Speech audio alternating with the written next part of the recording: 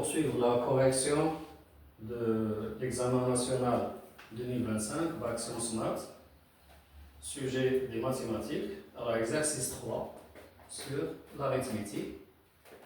Alors, c'est sur 3 points. Alors, on va considérer un nombre premier, P premier, impair,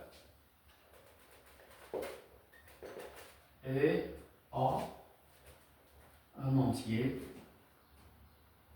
premier avec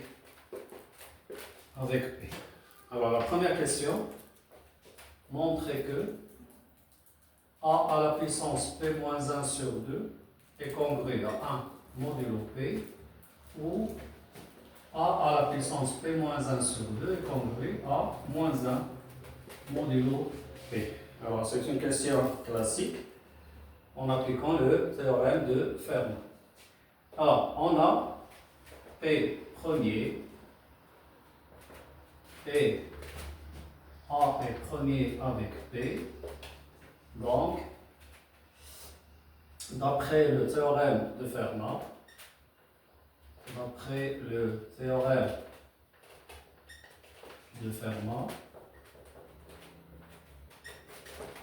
on a quoi? On a A à la puissance P-1 est congru à 1 modulo P. Alors, puisque P est un nombre premier impair, donc P-1 est un nombre pair. Donc, A à la puissance P-1 sur 2, le tout au carré, moins 1 est congru à 0 modulo P. Donc, A à la puissance P-1 sur 2, moins 1, c'est une identité remarquable. A à la puissance P-1 sur 2 plus 1 est congru à 0 modulo P. Donc, P divise ce produit. Et puisque P est un nombre premier, alors P premier, donc il divise l'un des facteurs. Donc, P divise A à la puissance P-1 sur 2 moins 1, ou P divise A à la puissance P-1 sur 2 plus 1. D'où le résultat voulu. A à la puissance P-1 sur 2 est congru à 1 modulo P, ou A à la puissance P-1 sur 2 congru à moins 1 modulo P. Alors, la deuxième question, on va considérer dans Z l'équation E1, l'équation dans Z de la forme AX carré est congru à 1 modulo P. Et on va considérer X0 une solution de cette équation. Alors, question A, montrons que X0 à la puissance P-1 est congru à 1 modulo P. Alors, on a P est un nombre premier. P est premier. Donc, on a deux cas, ou bien P divise X0, ou bien P est premier avec X0. Alors, si P divise X0, alors X0 est congru à 0 modulo P. Donc, X0 au carré est congru à 0 modulo P, et AX0 au carré est congru à 0 modulo P. Alors, en combinant ces deux par transitivité de la congruence, on obtient quoi? On obtient A est congru à 0 modulo P. Donc, P divise 1, ce qui est absurde. Donc, l'hypothèse que P divise X0 n'est pas vraie, alors P est premier avec X0. Alors, P premier avec 0 et P est un nombre premier, on applique le théorème de Fermat. théorème de Fermat, on obtient x0 à la puissance p-1 est congru à 1 modulo p. Alors, question B, déduire que,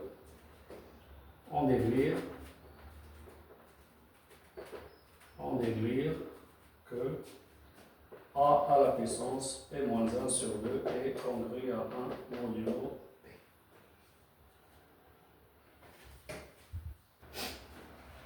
Alors, on va déduire que a à la puissance p-1 sur 2 est congru à 1 modulo p. Alors, x0 est solution de l'équation. Donc, ax0 au carré est congru à 1 modulo p. Alors, on va élever à la puissance p-1 sur 2. Donc, ax0 au carré à la puissance p-1 sur 2 est congru à 1 puissance p-1 sur 2, c'est 1 modulo p. Donc, a à la puissance p-1 sur 2 fois x0 puissance p-1 sur 2, c'est x0 à la puissance p-1 est congru à 1 modulo p. Puisque x0 à la puissance p-1 est congru à 1, alors a à la puissance p-1 sur 2, x0 à la puissance p-1 est congru à a à la puissance p-1 sur 2 à la puissance p. Alors, par transitivité, on obtient a à la puissance p-1 sur 2 est congru à 1. D'où a à la puissance p-1 sur 2 est congru à 1 modulo p. Alors, on a utilisé la transitivité de la congruence entre ces deux congruences. Alors, question 3. Question 3. On considère n un entier naturel non nul tel que. Alors, la question A, on va montrer que si P divise 2 à la puissance 2n plus 1 moins 1, alors 2 à la puissance P moins 1 sur 2 est congru à 1.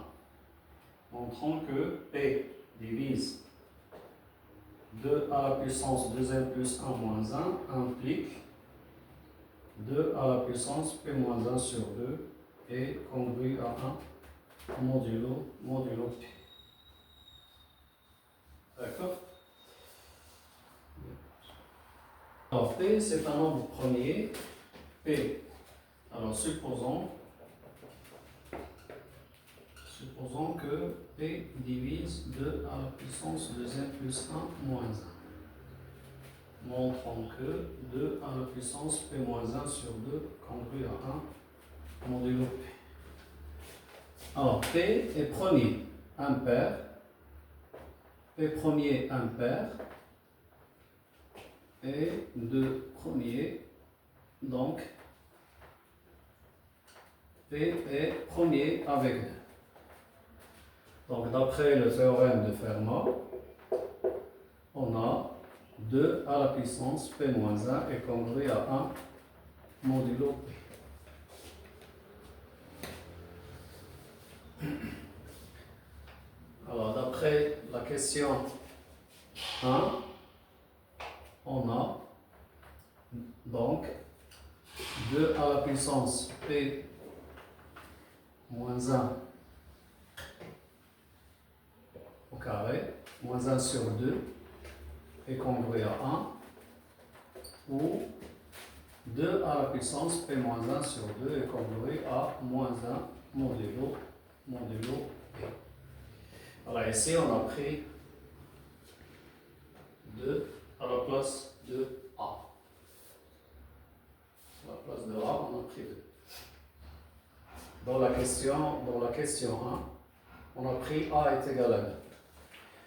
Alors, on va supposer que la deuxième est vraie. Si 2 à la puissance P moins 1 sur 2 congru à moins 1 à la puissance P.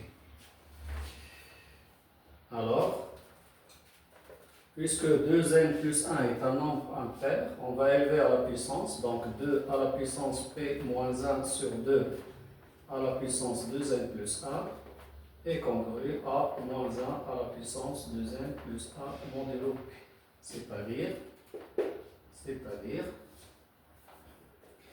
alors c'est 2 à la puissance 2n plus 1, le tout à la puissance p moins 1 sur 2 est congru à moins 1 à la puissance p. Alors on va utiliser l'hypothèse. On a p divise 2 à la puissance 2n plus 1 moins 1. Donc 2 à la puissance 2n plus 1 est congru à 1 modulo p. Donc 2 à la puissance 2n plus 1, le tout à la puissance p moins 1 sur 2 est congru à 1 modulo p. Alors, je vais appeler cette congruence 1 et cette congruence 2. Donc de 1 et 2. De 1 et 2, on déduit que moins 1 est congru à 1 modulo p. Donc 2 est congru à 0 modulo p, c'est-à-dire p divise 2, ce qui est absurde. Donc, conclusion. Donc on a supposé que 2 à la puissance p-1 sur 2 est congru à moins 1. Cette hypothèse est fausse. Donc cette proposition fausse, donc il reste cette proposition. Donc 2 à la puissance p-1 sur 2 est congru à 1 modulo p. Alors on est à la question 3b. Question 3b, il s'agit de déduire que l'équation E 11x plus 2 à la puissance 2n plus 1 moins 1 y égale à 1. Alors il s'agit de montrer que cette équation admet au moins une solution dans z carré. Au moins une solution dans z carré. Alors, on sait que 11 est un nombre premier. 11 est premier. Donc, ou bien 11 divise 2 à la puissance 2n plus 1 moins 1, ou bien 11 est premier avec 2 à la puissance 2n plus 1 moins 1. Alors, si 11 divise 2 à la puissance 2n plus 1 moins 1. Alors, d'après la question A, alors 2 à la puissance p moins 1 sur 2. P c'est 11. P moins 1 sur 2 c'est 11 moins 1 sur 2. Il va être congru à 1 modulo 11.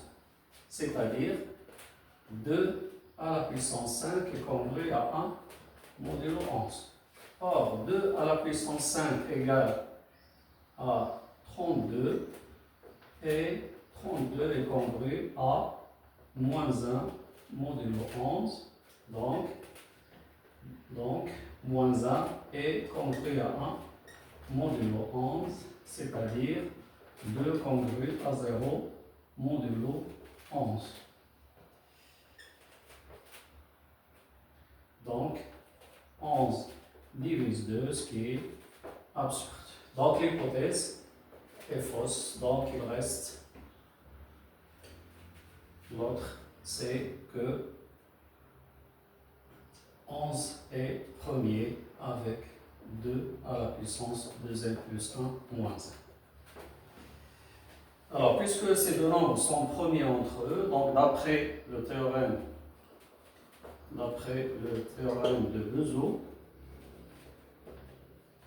il existe x, y appartenant à z carré tel que 11x plus 2 à la puissance 2n plus 1 moins 1 y est égal à 1. Donc l'équation E admet au moins une solution. Alors la quatrième question.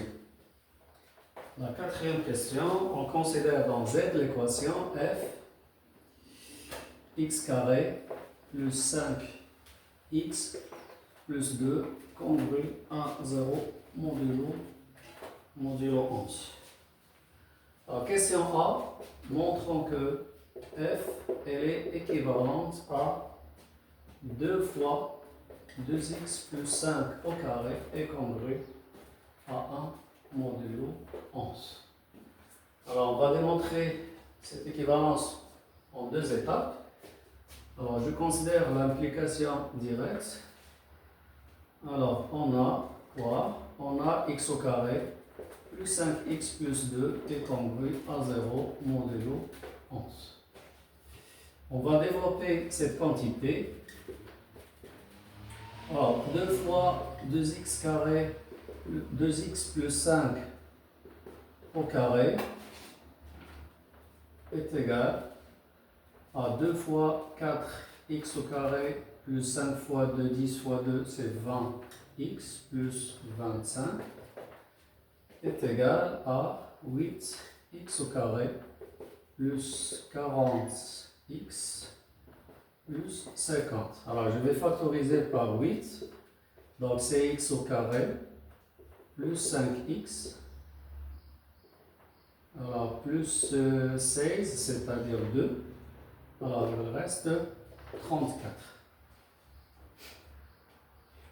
Alors, on a x au carré plus 5x plus 2 est congru à 0 modulo 11. Donc, je multiplie par 8 et j'ajoute 34. Donc, 8 fois x carré plus 5x plus 2 plus 34 est congru à 34 modulo 11. Or, 34 est congru à 1 modulo 11. Donc, 2 fois 2x plus 5 au carré est congru à 1 modulo 11. D'où l'implication. Alors, on va montrer l'implication réciproque. Alors, on va supposer que 2 fois 2x plus 5 au carré est congru à 1 modulo 11. Alors, on va montrer que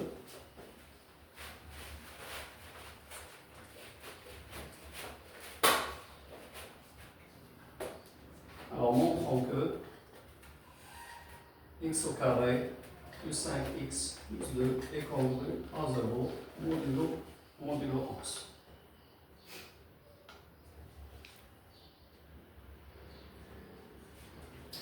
Alors, on a 2 fois 2x plus 5 au carré est congru à 1 modulo 11. Alors, je vais remplacer cette quantité à son équivalent. Donc, 8 fois x au carré plus 5x plus 2 plus 34 est congru à 1 modulo 11. Donc, 8 fois x au carré plus 5x plus 2 est congru à 1 moins 34, c'est moins 33. Et moins 33 est congru à 0 modulo 11. Donc, 8 fois x au carré plus 5x plus 2 est congru à 0 modulo 11. Alors, 11 est premier. 11 est premier. Et 11 divise ce produit.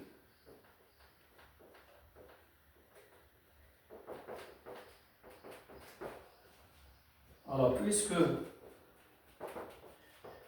11 est premier, alors cette hypothèse, alors j'en ai pas besoin. 11, oui. 11 premier, oui. Et 11 premier avec 8, pardon. 8. Donc, d'après le théorème de Gauss. D'après le théorème de Gauss, 11 divise x au carré plus 5x plus 2, c'est-à-dire x au carré plus 5x plus 2 est congru à 0 modulo 11. Et on obtient l'équivalence. Alors donc la question A nous dit que la conclusion f elle est équivalente à 2 fois 2x plus 5 au carré est congrue à 1 modulo 11. Alors question B, pardon. Déduisons que f n'a pas de solution ou n'admet pas de solution. N'admet pas de solution dans Z. Alors, on va faire le raisonnement par l'absurde. Supposons que f admet une solution y0 appartenant à Z. Alors d'après l'équivalence précédente, 2 fois 2y0 plus 5 au carré est congru à 1 modulo 11. Alors, donc, je vais considérer cette somme comme étant un x0, et ça, c'est A. Donc, 2x0 au carré est congru à 1 modulo 11. C'est-à-dire l'équation qu'on a traitée avant admet une solution avec P, c'est 11 et A, P, c'est 11 et A, c'est 2. Alors, d'après la question 2,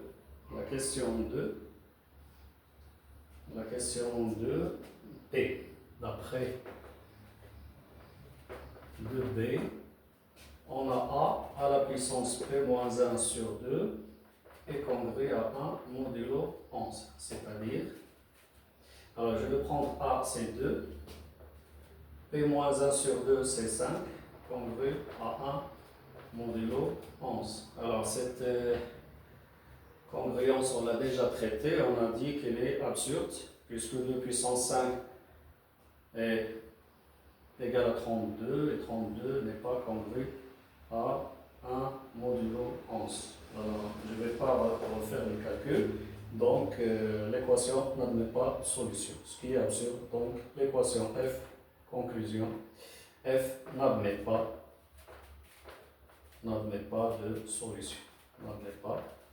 de solution. Dans Z. Et on a terminé la correction de l'exercice 3 sur l'arithmétique.